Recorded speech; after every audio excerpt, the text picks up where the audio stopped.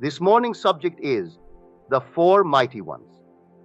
The history of humanity is little else than a long struggle with this infinite riddle, the riddle of the four mighty ones. When Origen, one of the early church fathers, was asked, "Why are there four gospels? Why not one?" he answered and said, "Because there are four quarters of the heavens, north, south, east, and west, and therefore four quarters of the human soul." The Bible speaks of this riddle, which we will quote from the book of Proverbs. "And I will tell you the promises made to the individual and to the nation who can answer or unriddle the riddle." It is veiled throughout, from Genesis to the book of Revelations. The four rivers, the four horsemen, the four creatures around the throne of God, the four men loose and walking in the fire. And the form of the fourth was like the Son of God, and they parted his raiment into four parts, and throughout. They speak of the four, but man cannot seem to unriddle the riddle. This morning I hope to do it, and if I do it to your satisfaction, so you walk in it, then certain things should happen to you. Now, let us see what should happen to us. First, let me quote the riddle. It is from the 30th chapter of the book of Proverbs. "Who hath gathered the wind in his fist? Who hath bound the waters in a garment? Who hath established all the ends of the earth? What is his name, and what is his son's name? Canst thou tell?" For that is the riddle. Can we tell it? Do we know the name of the one who did it? Do we know the son's name, and you follow it closely?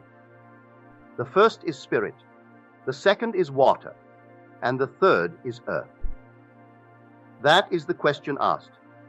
The first one is about the wind. Well, the wind in all languages, in all ages, has been used as a synonym for spirit, the breath. He speaks of water second.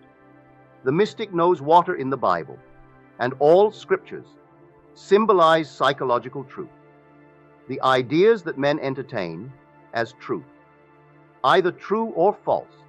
If he accepts it and consents to it, he weaves this into a garment, so he wonders who has actually gathered or bound the waters in a garment. And the third, who has established all the ends of the earth, who made it fixed. Who could take this liquid state, that is only a moving state, that is unseen, and objectify it, actually establish a something that is solidly real and make it to others a fact? Do you know the name? What is his name, and what is his son's name? Canst thou tell? Now, let us now turn to the promises. "I will set him on high, because he hath known my name," which you read in the 9th Psalm, which all of us love to recite. I will set him on high. When I am set on high, does it mean I am made a king, a president, a dictator, a great giant of industry? It hasn't a thing to do with such exalted positions on earth, for the real journey of a man is up the ladder of awareness, ever-increasing awareness, an awareness of objects, of increasing significance.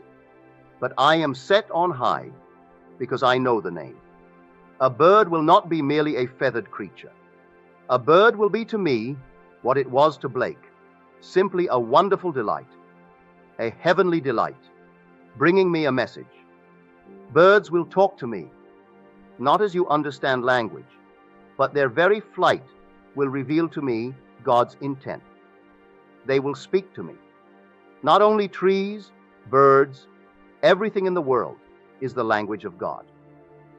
When man is lifted up, they cease to be objects.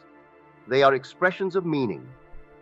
As a book is lifted up in consciousness from merely an object in space to a series of marks on paper, to finally an expression of meaning. As I ascend in consciousness, I lift an object. But if I am lifted up because I know the name, then every object in space ceases to be objects. They have meaning, and they are expressing meaning. So I can read the open book of God. A tree now becomes a message. Birds in flight. Why 2 and not 3? Or why 3 and not 10? Why in the form in which they did fly? There is no accident. Everything is the unfolding pages of God's book to the man who is set on high, because he knows the name. The name then becomes, we are told, a strong tower, and the righteous runeth into it and is saved. Now, let us take one more promise, and you answer whether nations know the name. If our priests and our rabbis and our leaders, who should know the name, really know the name. For this is the promise that the prophet gives us in the book of Micah. All the people will walk, everyone, in the name of his God, and we will all walk in the name of the Lord our God. And in that day, all the nations will beat their swords into plowshares and their spears into pruning hooks, and no nation shall lift a sword against a nation, and they shall learn war no more. And the history of humanity has been the history of war and crime. And these words were penned hundreds and hundreds of years before our era, hundreds of years BC. Only the individual has found the name and become one who took his own sword and turned it into a plowshare. He escaped from the turmoil, the individual mystic, the individually awakened man or woman who found the name in the midst of the struggle. He goes in and finds a savior in the name. It is a strong tower to him, and now he goes in and he rests. He is lifted up on high, and he sees the unfolding of the time. Now, if nations really knew it, if the word uttered by the priests really was the name, if the rabbi pronouncing the so-called holy word was the name, we would not have war. So the name as sounded by the priesthoods of the world cannot be the name. So what is the name? Let us go back now to the riddle. Who hath gathered the wind in his fist? What imagery? What is the fist? The fist is the symbol of the first letter in the great mystery name of God. The fist is Jod. Now what is a fist? The hand is the one organ of the human body that sets him completely apart from the whole of creation. So it begins the name of God. For without a hand, if I were simply an Einstein, multiplied by the nth number, I would only be a smart monkey. I could not build, I could not fashion, I could not mold, I could not create. I could have all the ideas in the world, but without a hand, I would not be a creator. So here that very first question asked is about the creative being. For the wind is spirit. I am speaking now of the creative spirit, and so it puts it into the form of a fist, who has taken it and gathered all the wind in its fist. So we find the first letter, that is, in the language of the mystic, to be aware.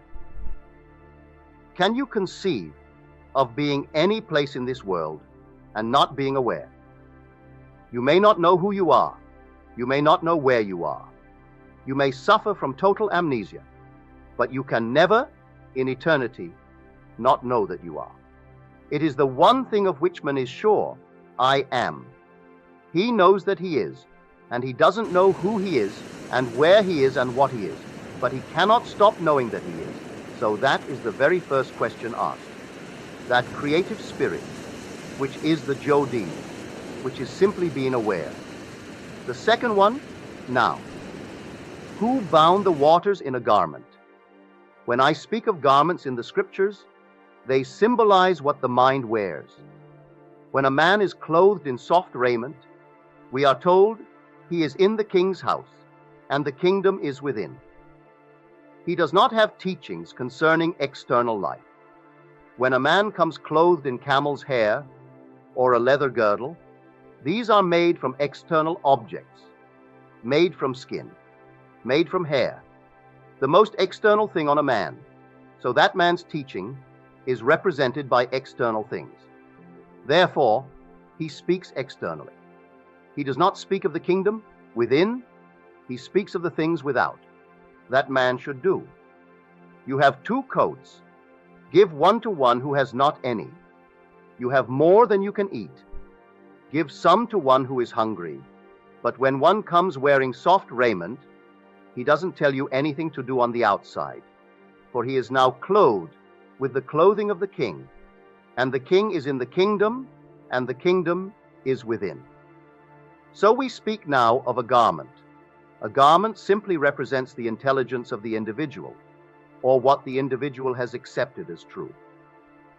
Now, where we speak of water, he gathers water into a garment, and water is psychological truth. Now, who can take a mere assumption and gather it into something that is altogether real to him, that no one sees, as you would take, say, the cloud, and gather it and form it? And then the third one, who can solidify it? Who has established all the ends of the earth? What is his name? Go back to the name. We found that the hand was Jod, and the second letter in the great creative power, known as Jod Hivahi, is he. He is symbolized as a window. The window of the man is his mind. With my mind I see. With my imagination I see in fashion. So I will now gather in my imagination what I want to be in this world. So I will gather it without the aid of any external force. When I see clearly in my mind's eye what I would like to be, I have gathered this state into a garment. Now, how to solidify it? What is the third letter in the name, this mystery name? The third letter is Vayu, and Vayu is symbolized as a nail. A nail binds together. It joins things together. So I can stand here, and first I am aware, just simply aware. Then I become aware of something, and I become very discriminating, very selective. There are numberless things of which I am aware, but I need not single out one to become identified with it, but I will simply let them all pass through the mind, as it were. Then I will hold upon one, I will arrest one, the kind of man that I would like to be. Well, I will fashion that into a garment. The next step is now bringing it into solidity, which is the VAU. But how do I apply the name to the point where I can use the VAU in my name? I will assume that I am that man. When I walk in the assumption, I am walking in his name. We are told in this state, all will walk in the name of his God. I have found the name, found it within myself as, first, my awareness, my ability to become aware of something, my ability to become not only aware of it, but to become aware of being it. So I walk as though I am the man that I want to be. So I solidify it. And the last letter only bears witness of the internal imagery. For the last letter is another he, so there are 2 he's in the name, a Jod and a Vav. You cannot sound it. Jehovah is not the name. Roughly translated it is. I am. But you have got to tear it apart and know what you mean by I am. For to say, go and tell them, I am, has sent you unto them. When I go to Israel and they ask me who sent you, what is your thought? Just say, I am, has sent me unto you, and then complete it. And tell them, I am that I am. What does it mean? I am that? Yes, that is as it is, because I am as I am. Were I different? That would have to be different. So I am, that mirrors the being that I am. For what I see the world to be is a measure of my own level of consciousness. For whatever it is seen to be is a direct index to the level of consciousness of the observer of the world. It's not the world, I am that. I really am. And that could not be other than what it is, while I remain as I am. The slightest change in my level of consciousness, the slightest change in the feeling of I am this, results in a corresponding change in that. which is the world round about me. Let me now desire peace and actually walk in the name of peace, that there is peace in my world, and I will look upon a world, and I will see peace where others see conflict, for I am only seeing that at all times. So what is my authority? My authority is, I am has sent me unto you, and I am that I am. Do I know it? If I know it, I will never complain. If I broke my neck, I would know you could not have done it unto me. I did it unto myself. If I find myself in any state in the world, I could not complain, for I have found the law.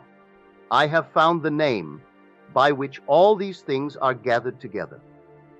All the creative spirit in the world is gathered in the name, and the name is I am.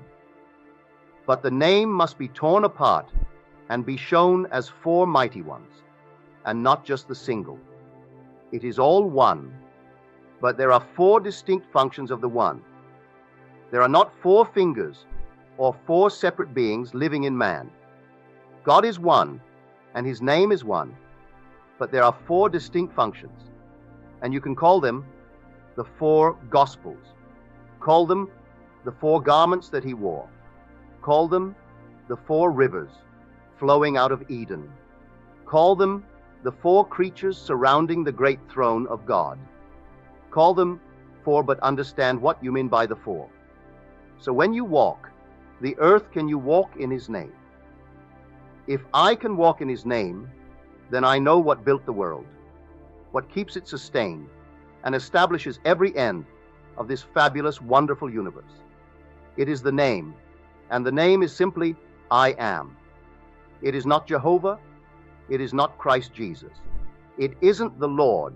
It's not a thing you utter. It's a thing you keep in the silence of the heart, because you know you are, and you don't have to affirm I am in order to be. You simply know that you are, and the one sure thing in this world that everyone knows, he knows that he is, but he doesn't know sometimes who he is. He doesn't know sometimes where he is, and sometimes he doesn't know what he is, but at all times he knows that he is. That is the one deep conviction in the heart of every man. So he walks in that, but he has to tear it apart and get understanding of the four mighty ones within him, given to us in a symbolical way in the Jod He Vav He. Those not understanding it within themselves treat it so sacredly they will even cover the name as they unfold the scroll to read it. Have you ever gone to these wonderful churches and seen them reading a scroll that man himself wrote? For some rabbi wrote that down, yet when he comes to read it, he will cover it, because he must not look upon the name of God. It's a holy name. It's not on paper. It's not on the scroll. He can't even utter it. It's within him as his awareness, his ability to become aware of things, his ability to become aware of being the state of which formerly he was only aware of, and he walks as it, and then he objectifies it, and it becomes that. So I am that I am. So when a world is described from observation, it is always, as described, revealing the level of consciousness of the describing being.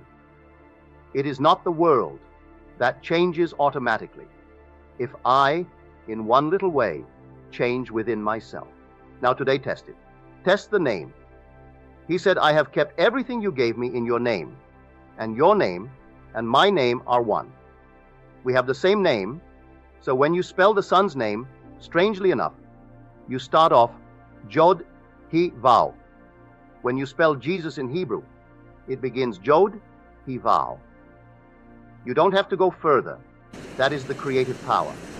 To be aware of, and to be aware of being the state decided on and then. But it's not Jesus. You don't sound Jesus. It's simply in the being's own heart. That's the name. Now, the day we really believe it and are bold enough to walk in that name, there will be peace in the world. If we turn on the outside to an external God, there will be war in the world.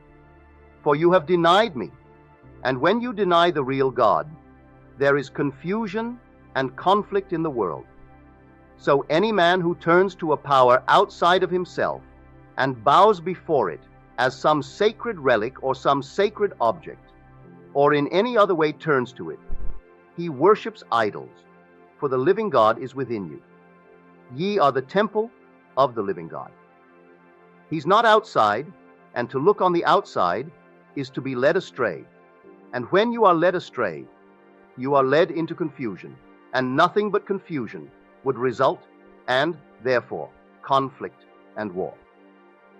When a man finds the name and answers the riddle, he is set on high. I can promise you a thrill beyond your wildest dreams when you begin to toy with it and test it. And if you are lifted up even one little level beyond where you now stand, so meaning begins to reveal itself. A world of meaning, there isn't a thing. In the world without meaning, there is no excitant. Not one little thing in the world is without significance. And when you lift in consciousness to the level of meaning, where things take on greater and greater significance, what a world into which man then rises. So the whole thing begins in that 4th verse of the 30th chapter of the book of Proverbs. He asked first, who hath ascended into heaven, and who hath descended? Then he puts the riddle, and the same being that descended is the one that first ascended, and the one that ascended was the one that descended. So this is the great ladder of life, the ladder of consciousness on which the individual descends, here to discover his own being, the 4 mighty ones within him. And when he finds himself completely shut out from that knowledge, and he starts the conflict within himself and discovers within himself the cause of all the phenomena of the world, then he starts to ascend. And the same being that is going to ascend is the one that descended in consciousness to the level of complete and utter confusion. Now, today, to make it practical, as we did in the 2nd chapter of my latest book, I treated it as a drama, and the 4 mighty ones in you, play with it. Call yourself a producer. You are going to produce a play, and the producer in man only suggests the theme. He goes no further. Wouldn't it be wonderful? And you name it. Were I, and you name it. Successful, happy, and you name a certain state. But you go no further. As the Jod, he only suggests the spirit, for he just takes the wind, and that he binds in his fist. He only recommends the motive, the little theme. The second one now, in man that works out, that theme is the author, and the author in man is man's wonderful inner creative power that can take the theme of success and work out the last scene, which implies the theme is realized. What would I do were I successful? What would I see? What would I say? How would I act? Well, then construct one little theme or little scene which implies the fulfillment of my desire. That is now the 2nd mighty one's work. The 3rd mighty one's work in man is the director. The director in man is man's controlled attention, so that my attention must be completely absorbed in the single idea, the idea which implies the fulfillment of my wish. Now, the 4th one is the one whose form is like unto the Son of God. Now, who is the 4th one in man that will now do it? Man's imagination. Man's real being is a splendid imagination. An imagination has form, but man does not understand it, and man doesn't believe it. But the real being is imagination. It can be anything in this world, and so he puts himself through the paces by simply inwardly enacting the drama that he himself has constructed, and whatever it would be that he has constructed. Which drama implies the fulfillment of his theme, He inwardly acts it over and over and over again until it takes on the tones of reality. When inwardly he feels natural in the part that in which he is now, SE1F rehearsed, the curtain will rise and he will see it there. He will cast the inner drama on the screen of space, and he will see moving on the screen of space all the characters necessary to complete the play. He doesn't have to consciously direct one of them. They become relevant to his theme, and because they are relevant, they are drawn into the drama without their knowledge, without their consent. Any change in the drama must take place within him and not them. So he never appeals to one on the outside to change.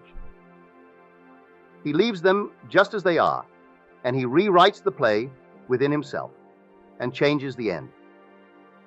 As he changes the end, the whole cast are cast in different roles and have moved back into his world to complete his play. So the four mighty ones in Man Mai be likened to the producer, the author, the director, and the actor, the four most important members in the production of a play, and this is a play. The whole vast world is a play. This is a stage, but this actual movement and the actual drama is not taking place out there. It has been conceived, dramatized, rehearsed, and completely enacted elsewhere. When you see it here, it is as much a screen as when you see a picture on this screen later on today. You cannot appeal to the actress to change. They cannot even hear you. Any change in the script must take place where it first originated, not here. This is only a screen. So, as Blake said, all that you behold, though it appears without, it is within, in your imagination, of which this world of mortality is but a shadow. So when you find the four mighty ones, you have found the name, and when you find the name, you will be set on high. You will run into it like a strong tower and be saved, and there will be peace in your world. If a nation finds it, there will be complete peace in the world. If the individual finds it, it is peace in his world, though the whole vast world rages. In his world there shall be peace. Not a thing will touch him, for he has found the name, and the purpose of this whole vast journey is to find the name and the Son's name. If I find the Father's name, his name is just like mine. So I have found my name, and the name ceases then to be Neville. It ceases to be John, to be Mary, but you never utter it. It is your sacred trust. You tell it to no one. You keep everything in the name, but you don't tell it. In other words, you will call yourself by some other tag, but the real name is covered from sight, because you, yourself, cover it. You walk in the name. Now you can try it and see if I have told you the truth this morning.